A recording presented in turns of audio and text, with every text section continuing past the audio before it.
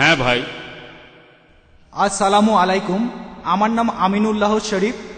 আমি পেশায় একজন অ্যাকাউন্টেন্ট। আর আমি গর্বিত যে আমরা স্বদেশী ইন্ডিয়া থেকে এসেছি।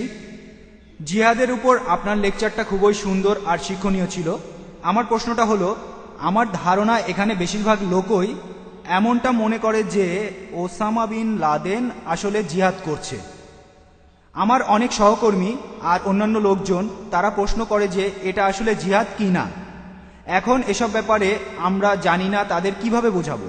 আমার দ্বিতীয় প্রশ্নটা হলো, এটা যদি জিহাদ না হয় তাহলে এটাকে কি বলা যায়? ইসলাম এ ব্যাপারে ভাই কি আপনি বলে? প্রশ্ন করলেন যে ওসামা বিন লাদেন জিহাদ করছেন কি না। ভাই ওনার সাথে আমার কখনো দেখা হয়নি, ব্যক্তিগতভাবে তাকে আমি চিনিও না।